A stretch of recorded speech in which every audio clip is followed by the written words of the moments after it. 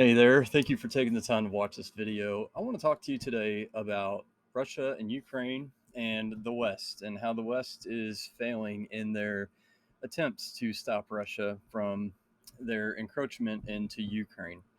Now, if you listen to the media, you will constantly hear how the Russians are getting beat back by the brave and valiant Ukrainians, but that doesn't actually seem to be the reality of the situation. When you look at the situation, we see that Russia has already taken control of key parts of eastern Ukraine that they were planning on taking control of anyways.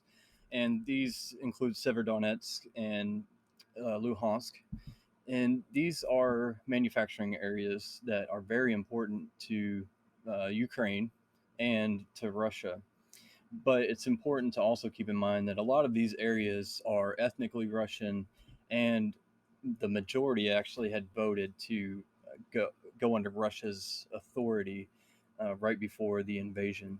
So it's not necessarily what the news is making it out to be. It's also, there's a lot of talk about how Putin is terminally ill, or he's got some sort of mental problem and he's just gone crazy and he's gone nuts. And let me tell you why.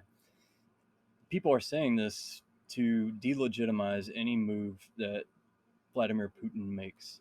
And they're also going to use this to legitimize any move that they make against Vladimir Putin.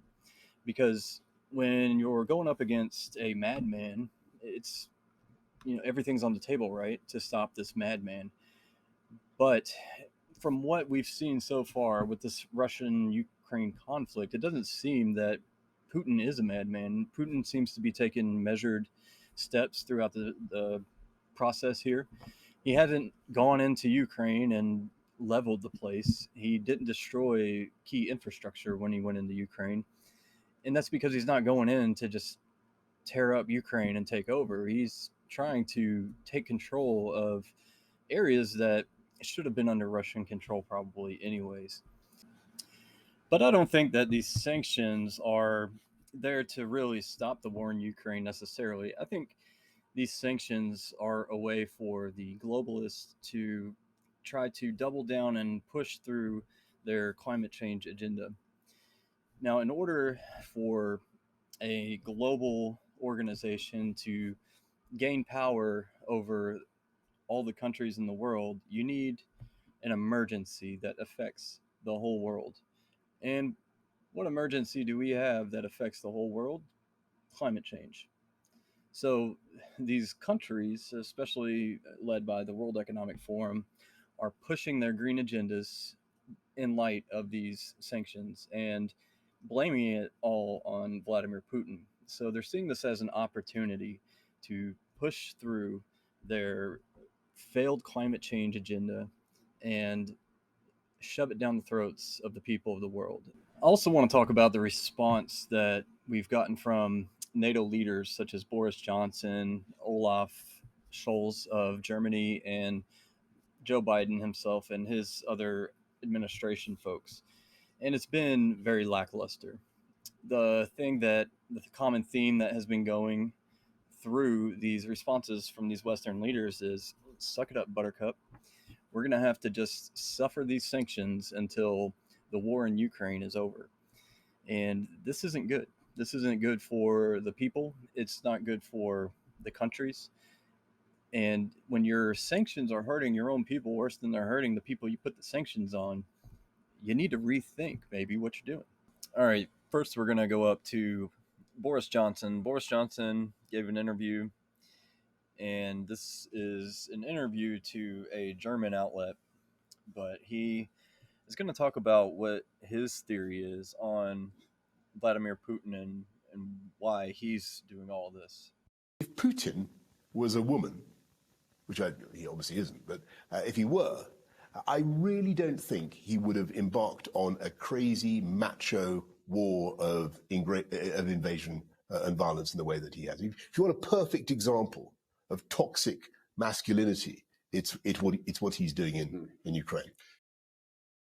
Sustainable. What do you say to those families who say, Listen, we can't afford to pay $4.85 a gallon for months, if not years. This is just not sustainable. Well, what you heard from the president today was a clear articulation of the stakes. This is about the future of the liberal world order, and we have to stand firm. So what you just watched there was a clip from Joe Biden's economic advisor, again telling you that you need to just suck it up and buy a Prius or whatever it takes to get us through this war. And Olaf Scholz is no different. He's the German chancellor, and he was at the G7 repeating everything else that everyone else was saying.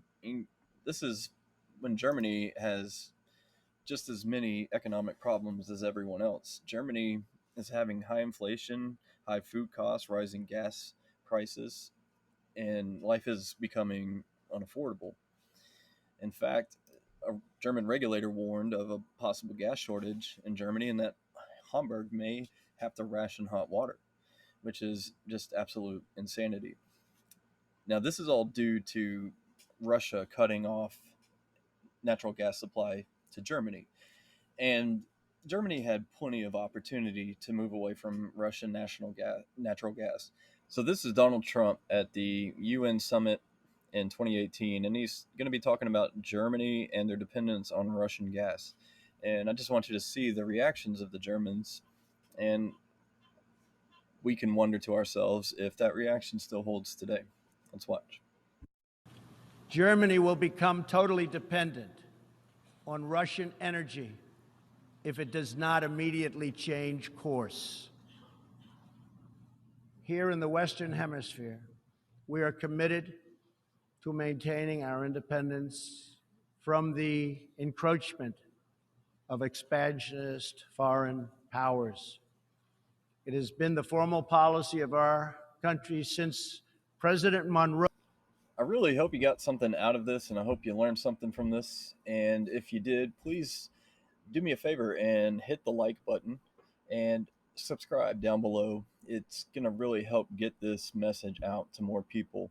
And that's what I want to do here. I want to get the truth out to people who may not have access to the truth or may not really spend the time trying to decipher what the mainstream media has to say. So if you enjoyed this, please share it, like it, and again, subscribe. And thank you for watching. Peace be with you.